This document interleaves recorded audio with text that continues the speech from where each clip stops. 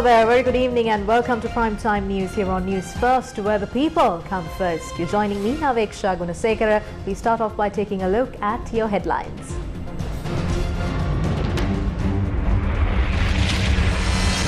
Ceylon Petroleum Corporation Podujana Peramuna trade union leader did not inform the party about the strike, says Gamini Lokuge. Trade unions should be banned and arsonists should be sent for rehabilitation, says Sri Lanka Podujana Peramuna. Issues must be resolved in parliament and not on the streets, says the president. We need to win back confidence. That is essential, asserts Harsha De Silva. Minor tremor reported in the seas off Kalutara. DIG Nalaka Silva, who was interdicted for plotting to assassinate Maitri and Gotabaya, reinstated. In your top story tonight, in a letter addressed to the Judicial Service Commission, the Judicial Service Association of Sri Lanka says that there is a serious concern as to whether some parties are trying to utilize the Parliamentary Privileges Act to create a conflict between the legislature and the judiciary of the country. The Judicial Service Association of Sri Lanka, which represents district and magistrate court judges, says that by claiming parliamentary privileges were violated by a Supreme Court decision and by summoning the justices who delivered that decision to appear before the Parliamentary Privileges Committee violates the principle of checks and balances, which is one of the fundamental principles of democracy. They point out that such irresponsible attempts to create a conflict between the legislature and the judiciary could lead to a collapse of the entire system of governance in the country. The Judicial Service Association of Sri Lanka stresses that they will not hesitate to take all steps needed to protect the independence of the judiciary. Moving on to more local news, Chairman of the SLPP Progressive Employees Union, Gamini Lokuge, said that the Secretary of the Union has not informed the party that a strike is being staged. 20 employees of the Petroleum Corporation, including Bandula Saman Kumara and trade union leaders, have been sent on compulsory leave. Employees of the Ceylon Petroleum Corporation began a fast on the 27th of March over plans to sell off the Ceylon Petroleum Corporation to 3 foreign companies, and it was later escalated to a strike action.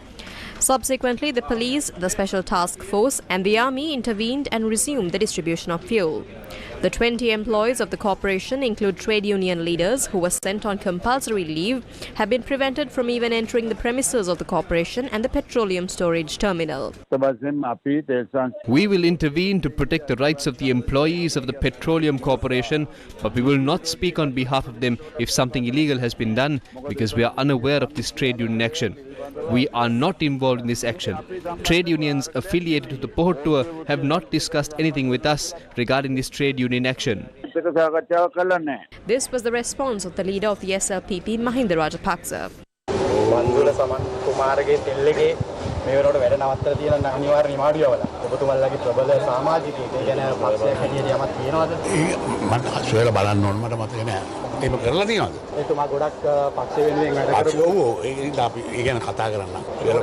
Although the secretary of the SLPP Progressive Employees Union, Bandula Saman Kumara, who was sent on compulsory leave, vowed to file a complaint with the police and the Human Rights Commission today, no complaints were filed regarding the matter. Several SLPP factions expressed their opinion in this regard. I believe that there should not be any trade unions in this country. I am aware that this is a controversial statement. We can see that trade unions always stand up for their own rights, but they never stand up for the rights of the people of this country. This is a problem, so the government must reach a decision.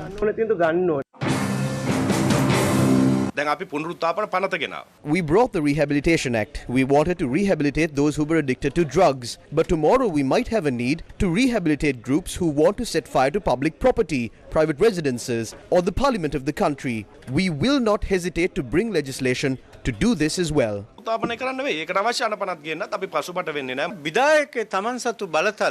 executive has distributed his powers among his ministers. Kanchana Vijayasekara has also been given certain powers by the executive. He does not come and ask us what we think about the actions that he is taking. He does not have to consult the party after the cabinet meeting. Therefore, we will have to go away from the opinion of the party and think about the decisions of the executive. Trade union leaders attached to our party are dissatisfied because of this decision that has been taken. That is the opinion of the party, but we are not going to point our finger towards the minister. ඇමතිවරයා පැත්තට ඇඟිලි දික් කරන්න කල්පනාවක් නැහැ. එතකොට මේ කියන මේ වැඩපිළිවෙල ඔබතුමාලගේ පක්ෂයේ ප්‍රතිපත්ති වලට එකගයිද? ඔබතුමා අහන ප්‍රශ්නෙට මම හිතන්නේ ඕකට. Before you ask that question, you should ask if we were in agreement to appoint Ranil Wickremesinghe as the president, despite what our ideology is.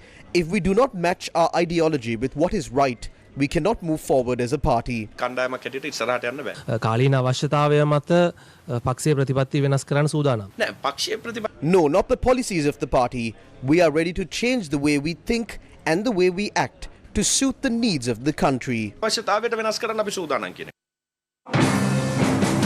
කිසිම ජනවරමක් නැන්නේ දැන් අපිට ලැබුණු ජනවර මොකද අපිට? There is no mandate. What is the mandate we got? We got the mandate of 6.9 million people to protect the state resources. Neither Gotabaya Rajapaksa nor Mahinda Rajapaksa asked for the people's mandate to sell state resources. So I would like to ask the SLPP leaders, how can you shamelessly raise your hands in support of selling state enterprises? Obviously, the majority of the SLPP, unfortunately, including the leaders of the SLPP, do not stand for policies but for power. They joined hands with Ranil Wickremesinghe just to remain in power. When the policies that they were against are implemented now, they raise their hands in the parliament without any shame. කිසිම විලිලැජ්ජාවකින් තොරව පාර්ලිමේන්තුවේ එකට අත උස්සනවා. This is the opinion of the President's Director General of Trade Unions.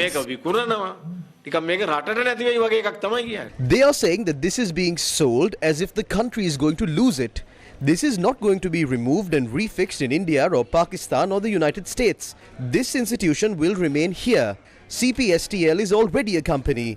The Petroleum Corporation only imports the fuel and handles the distribution. No one is going to lose their jobs.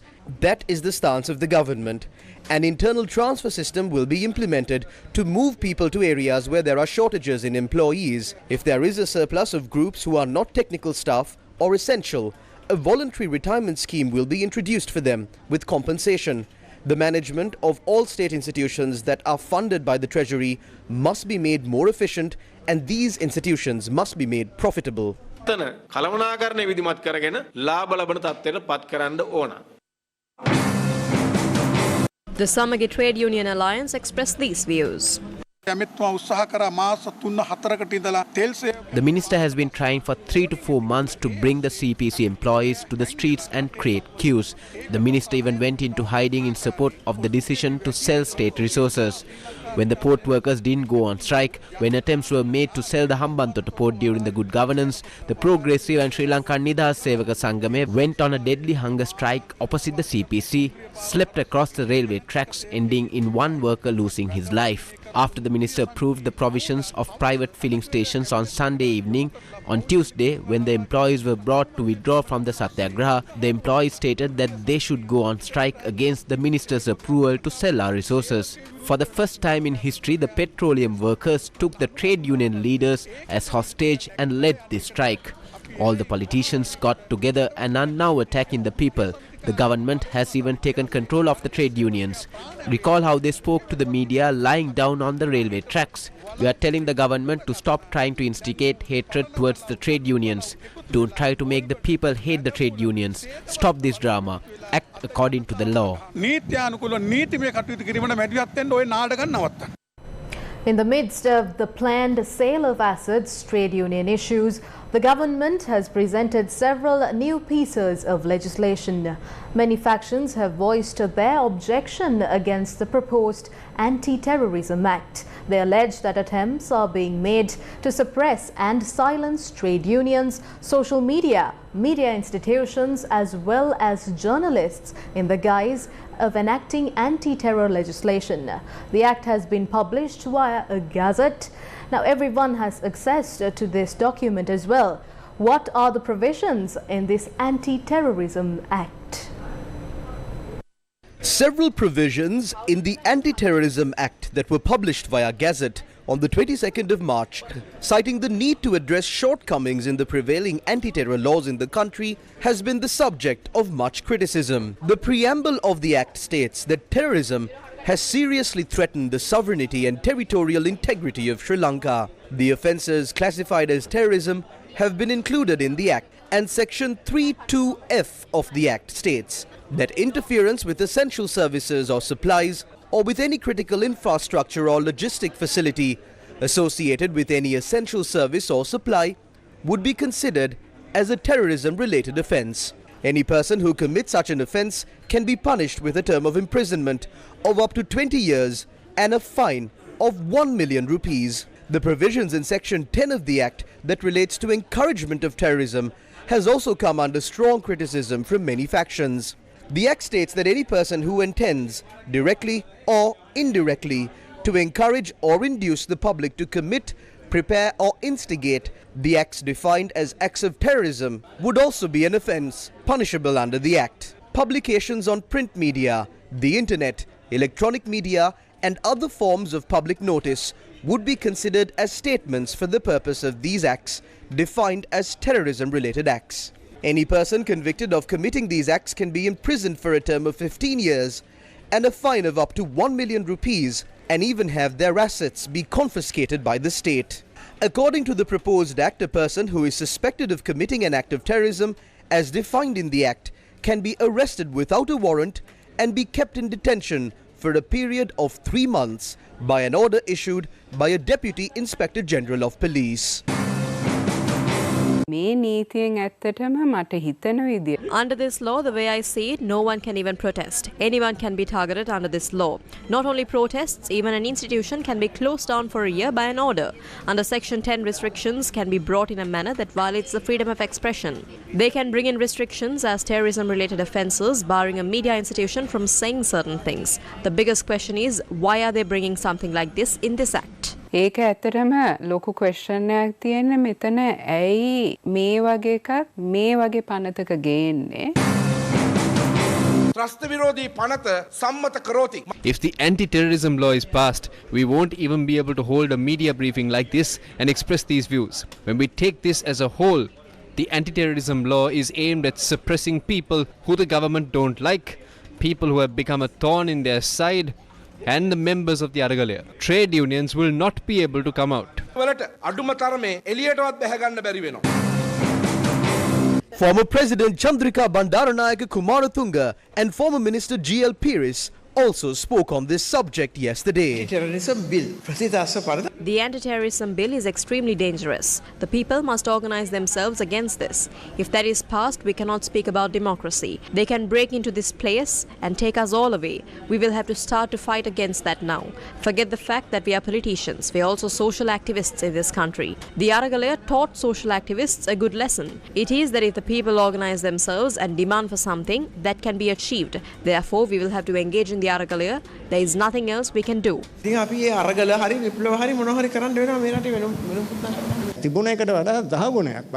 This is 10 times more dangerous than the act that was there.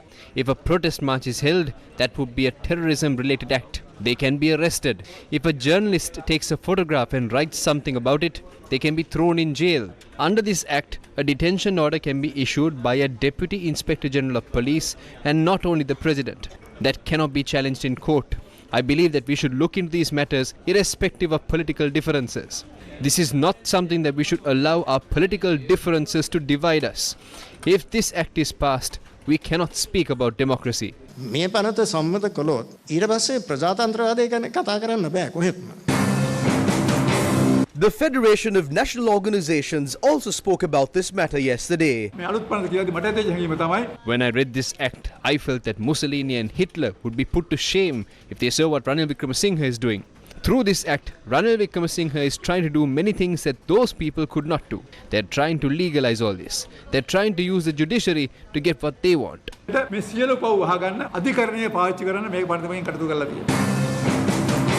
The stance of the Jatika Janabalawegye on the Anti-Terrorism Act was explained on the 28th of this month. This is an act brought to suppress the trade unions in the country.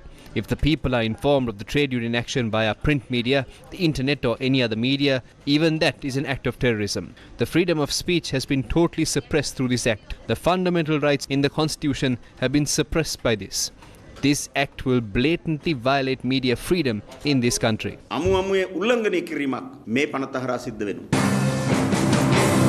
Frontline Socialist Party also spoke about this on the 26th of March. The President can ban organizations as and when he pleases. People who oppose these bans can also be branded as terrorists. Who can we appeal these matters to? The appeals are also to be submitted to 3 people appointed by the President. Taking all of this into consideration, a significant amount of power has been amassed in the executive. This is the opinion of the Minister of Justice who submitted the bill. If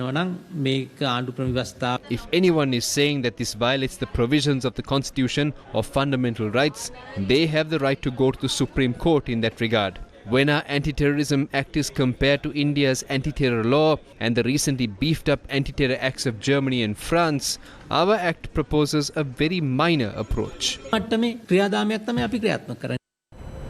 Human Rights Watch says that the government of Sri Lanka should ensure that policies to enhance revenues do not further erode economic and social rights, and that anti-corruption reforms provide accountability. In an article published on the 29th of March, Human Rights Watch pointed out that although the IMF program with Sri Lanka focuses on growing revenues and emphasizing tackling corruption and improving social protection, the program has structured risks further undermining people's economic and social rights. Meenakshi Ganguly, South Asia Director at Human Rights Watch, said, and I quote, "Official corruption and tax rules that benefited the wealthiest were key drivers of Sri Lanka's economic crisis, for which Sri Lankans struggling to make ends meet should not have to carry the burden," unquote. She added, the government should recognize that the public deserves real accountability, whether it is for the past war crimes or ongoing misgovernance and repression of critics. Human Rights Watch says under international law, governments and financial institutions have an obligation to respond to economic crises in a way that advances rather than further jeopardizes human rights, and should avoid pursuing policies that reduce low-income people's access to essential goods and services.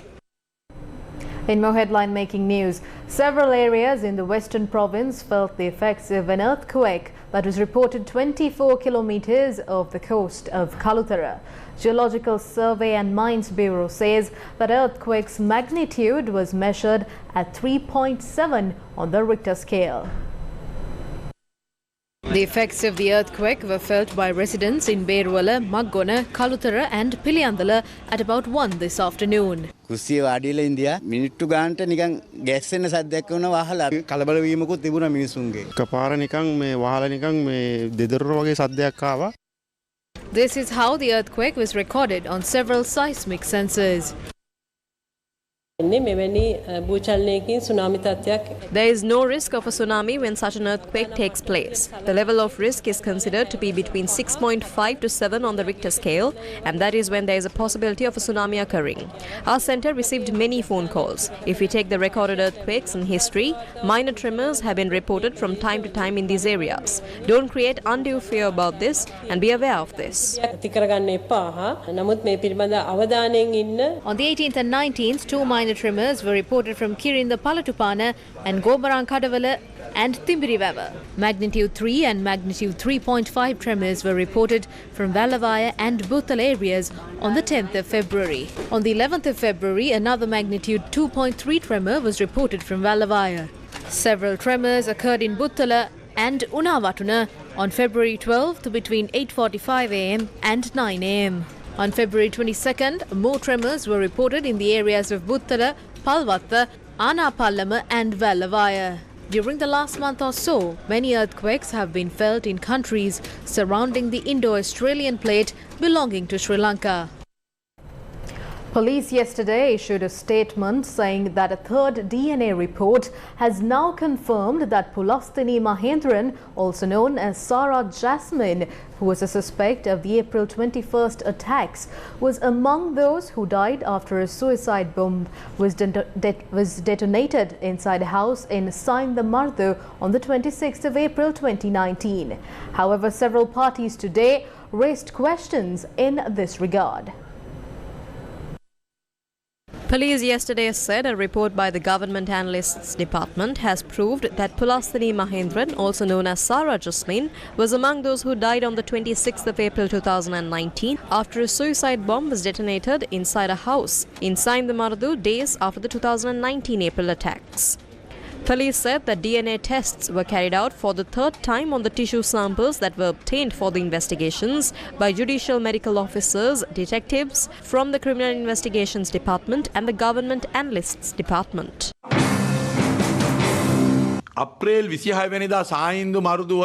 It was reported to court that 16 bodies were discovered on the 26th of April 2019 after a suicide bomb was detonated inside a house in Saindamardu. These are the names of the 16 whose bodies were found there. This document, which was submitted to court, proves that they had already identified the bodies at that time. If there were no unidentified bodies at the bomb site, how did they find Sarath Jasmine's body here all of a sudden? Does this mean that it took 4 years for our investigators to ascertain that Sarath was there? 2 DNA tests that were done before confirmed that Sarath was not there. Then they did the third DNA test. Under whose influences did they do this third DNA test? That is the concern we have here. On a previous day speaking in Parliament, I said that they will continue to do DNA tests until they find something to support their tale. On the other hand, the police OIC, who is charged for aiding Sarath, is still in detention for more than 2 years now. Even Sarath's mother claimed that she saw her daughter wrapped in bandage. Not only that, Saharan's wife testified at the Presidential Commission that she heard Sarath's voice after the bomb went off inside the house inside the Mardu. With all these contradictions, the police department is now claiming that the DNA test proves that Sarath was there. What is this joke? An invisible arm in this government is now trying to hide the true story behind the April 21st attacks.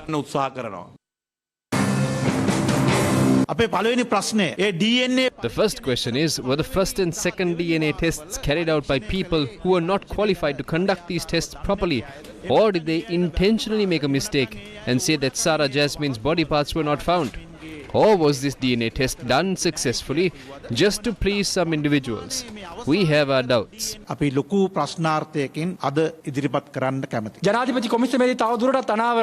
was revealed at the Presidential Commission that Sarath Jasmine was the one who translated the facts to English from Zaharan's group. Sarath Jasmine is the one who provided Sinhala translations on many matters related to training and weapons. That is very important evidence for these investigations. Sarath Jasmine must know who the masterminds were behind these terrorist activities. This is very important. Deputy Inspector General Nalaka De Silva, the former head of the Terrorist Investigation Division of Police, who was interdicted while attempting to hunt down Zaharan Hashim before the April 21st attacks, was reinstated today. Police spokesperson SSP Nihal Taldua said that the decision to reinstate the DIG was made by the Police Commission today. The former chief of the Terrorist Investigation Division, DIG Nalaka De Silva, was interdicted on the 17th of October 2018 on charges of plotting to assassinate then-President Maithripala Sirisena and Gotabaya Rajapaksa. These charges were levelled against DIG Nalaka De Silva based on a statement made by a person named Namal Kumara. News First with the people. President Ranil Wickremesinghe says the government hopes to stabilize the economy by the year 2026 with an emphasis on growth-enhancing structural reforms. The head of state delivered the keynote address at a CA Sri Lanka forum titled Economic Dialogue, IMF and Beyond, held in Colombo this morning. We must remember that one of the biggest issues that held back our growth is the ethnic issue. We have to think as Sri Lankans. We cannot divorce that issue from the economic issue. There are two E's, as I can see. And we have to address both those issues. We are a democracy. Open debate is useful. And it's good that we have members representing government and opposition, the business community, the professions. But we have to discuss and debate these issues. And discussion must take place in the halls of discussion from Parliament downwards, not in the streets. That type of agitation is no longer suitable for a country and goes on development. Revenue-based fiscal adjustment based on progressive tax reforms to raise Sri Lanka's revenue to GDP ratio. It's a progressive one so that we gradually reduce the tax burden on the poor who has to bear the brunt of the VAT system. Better public expenditure and debt management through essential institutional reforms and enhance social safety net to cushion the poor. Restoring price stability and a market-determined flexible exchange rate and rebuilding our international reserve.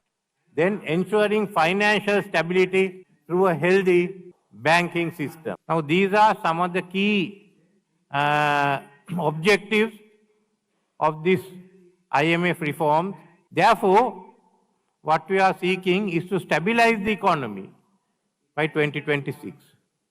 Come back virtually the same ratios we had in 2019.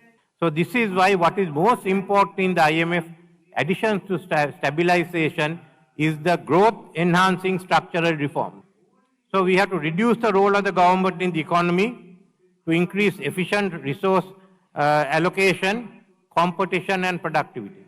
I am aiming in the next 2 years to lay the groundwork for a highly competitive social market economy. We have to be competitive.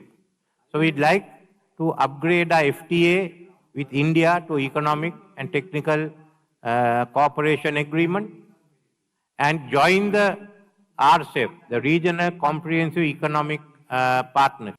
We need money to make it one of the best education systems in South Asia, or the best education system in South Asia in the next decade. That is social progress. Secondly, the health system. We spend a lot of money on health, but do we get the benefit of every rupee we spend? We need to put more money into it. Into the social safety network, to the poor, to the vulnerable, we have to help them. So that's where we have to get bulk of our money into. Not to supporting the Petroleum Corporation or the CEB or Sri Lankan. We wasted too much of our resources on those occasions. Following the President's speech, a panel discussion was held. I mean, it's confidence that it's been built with this whole program. I mean, we can't certainly continue to borrow and borrow and borrow more. We have to bring in investments, and this is a short-term solution that we have. So therefore, if after the restructure, I don't know, various people are saying various things about what the domestic restructure should look like. Some even have said yesterday that maybe we don't need one, depending on what the Chinese may offer.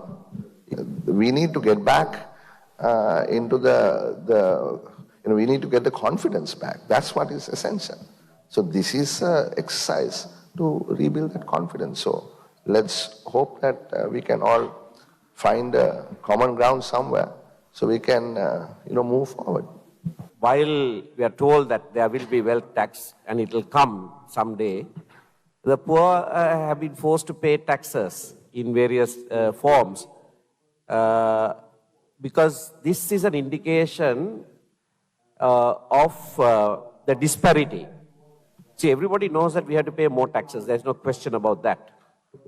But in taxation, there has to be a very strict yardstick on fairness. So that fairness index is still not achieved, I think. And that's an area to look at. I mean, I agree with the President that all of us have to do this together. And the discussion must happen here, not on the streets. But if the discussion is not to happen on the streets, then it must happen here.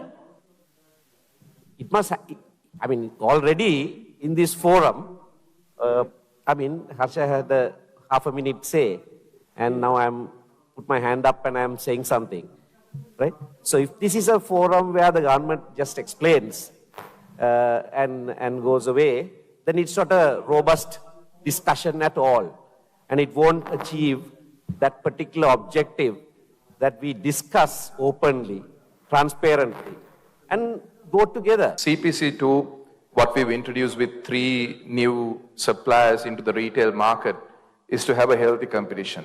I think attracting players like Sinopec, United Petroleum, Shell with RM Parks, those will be massive investments and give a massive confidence to the other investors as well. I would say the IMF program brought that confidence. IMF program brought not just the confidence and the money, but also that stability to the banking sector. Because even until now, we are unable to do any procurement through letters of credit. So I'm sure with the program coming into effect, we'll have better suppliers, we'll have the financial assistance of letters of credit, more banking facilities. So with that, we will have better suppliers coming into the market. Norwegian Special Envoy Erik Solheim paid a visit to Manor on Thursday. During the visit, Solheim took a boat tour around Thale Manor, which once served as a gateway for travel and transport of goods between India and Sri Lanka.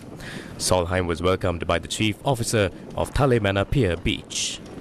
This is such a beautiful place with these fantastic sand dunes, which doesn't exist many other places in the world. So this is very remarkable, enormous bird life, and of course also a lot of economic potential for Sri Lanka to now make a ferry from Talamanar to Rameshwaram, to set up windmills, but do it in such a way that it doesn't destroy nature, and to maybe go into ecotourism, where tourists will come to see the beauty of the place.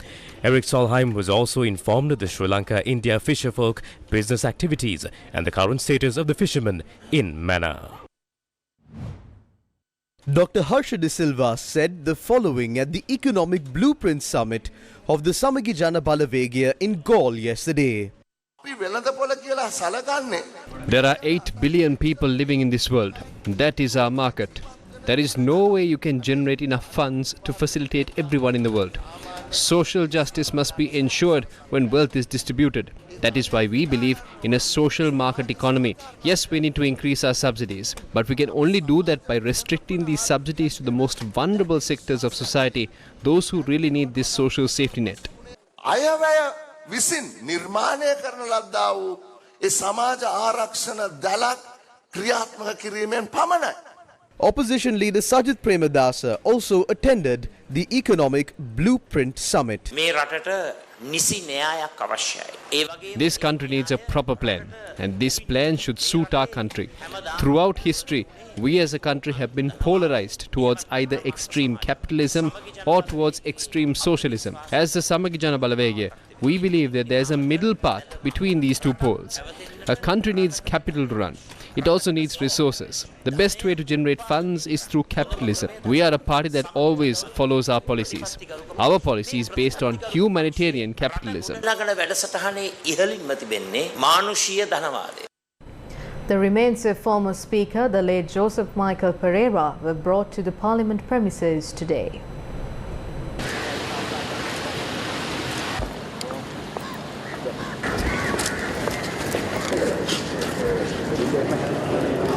His remains were brought to the Parliament premises this morning, where the President, the Speaker, Opposition Leader and other MPs paid their last respects.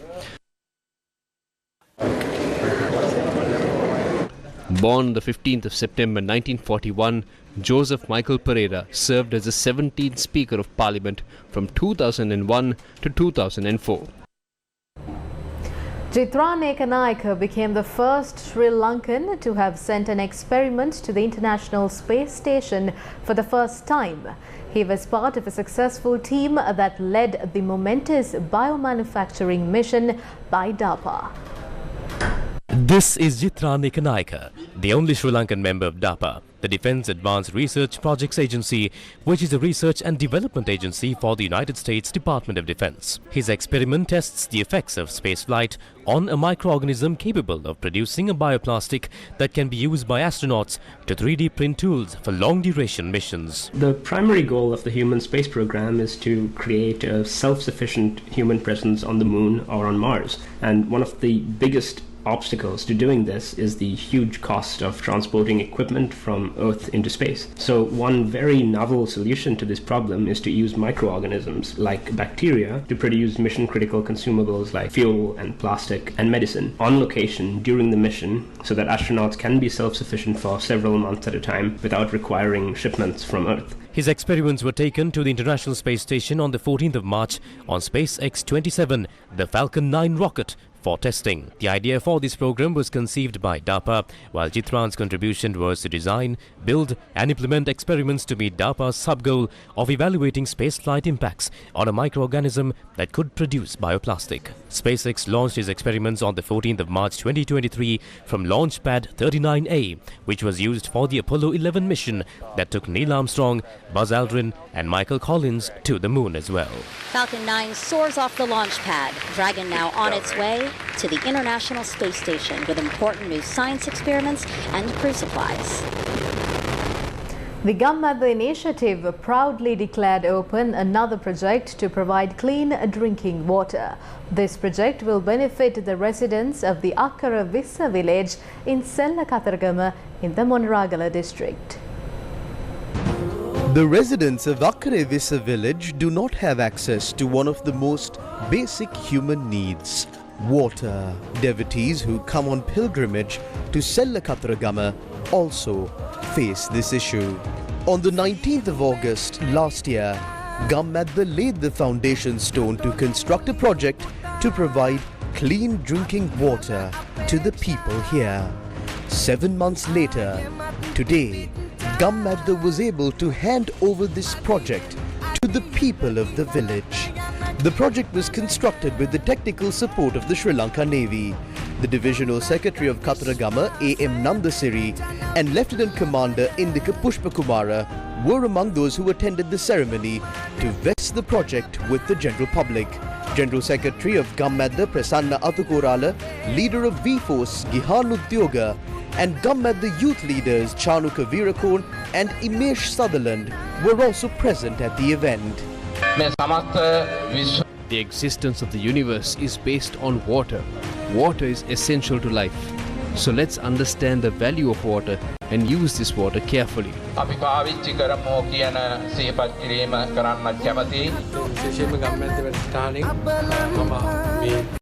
Gumme was involved in many projects during the past 3 to 4 years. We know that they're working honestly and carrying out these projects along with generous donors. I believe that many needs of the people are met through these projects. Since these projects were carried out in rural villages, residents there now have access to clean water and they don't have to walk long distances just to get some water. I believe that the water project will also provide such benefits to these people.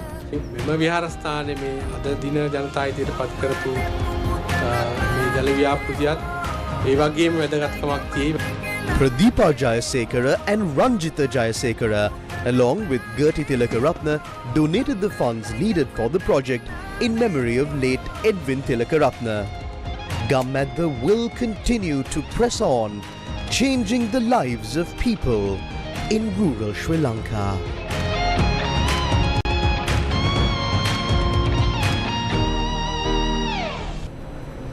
ISAC members from over 20 nations will arrive in Sri Lanka in April for the Asia Pacific Summit 2023. ISAC in Sri Lanka held a media briefing today to create awareness about ISAC and the summit. The ISAC Asia Pacific Summit 2023 will be held in Colombo and Chilo on the 25th to the 29th of April. ISAC in Sri Lanka held a media briefing in Colombo today to speak about its future program, and one of the most recent events that will be taking place is the Asia Pacific Summit 2023, where we will see ISAC members from 20 nations, over 20 nations rather, come to Sri Lanka to join this summit. A highlight of today's event was the signing of the contract for Isaac in Sri Lanka to be the official host of the Asia-Pacific Summit 2023. Isaac in Sri Lanka President-elect Minol Jayakodi spoke at the press briefing held in Colombo today. Asia-Pacific Summit is a conference organized by ISAC that brings together delegates from across the region to develop leadership skills, discuss key issues and network with like-minded individuals. This year, ISAC in Sri Lanka has the privilege of hosting a regional conference for the first time since 2018.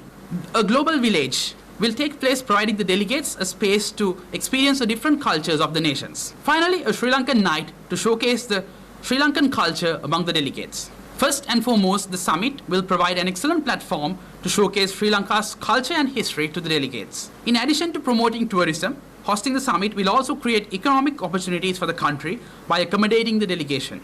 Isaac in Sri Lanka is a movement driven by the youth for the youth to promote value-driven leadership, which has been creating an impact in Sri Lanka for over 25 years. Isaac in Sri Lanka President Khanil Dias also spoke at the press briefing. ISAC aims to develop the leadership potential of young people by offering them opportunities to develop skills that are essential for leadership in the modern world. One of the unique aspects of ISAC's exchange program is that they provide participants with the opportunity to develop cross-cultural competencies, which are increasingly important in our globalized world.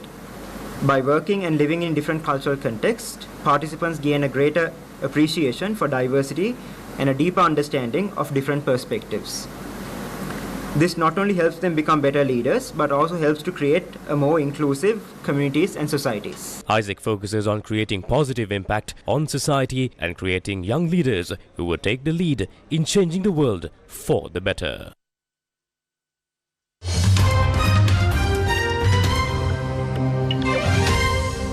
In news overseas, the Vatican says Pope Francis's health is improving as he remains in hospital for treatment for a respiratory infection. The director of the Holy See Press Office in a statement said the Pope rested well during the night after being admitted yesterday.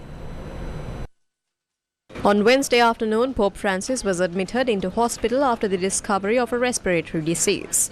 A statement revealed that his clinical picture is progressively improving and he is continuing with his planned treatment. The statement also said that this morning after breakfast, the Pope read some newspapers and resumed work.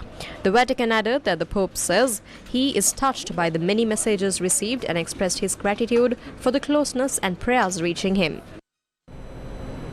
And that's a wrap of Primetime News for tonight. For all these stories and much more, you can visit our website, that is www.newsfirst.lk. Thank you for watching. Good night.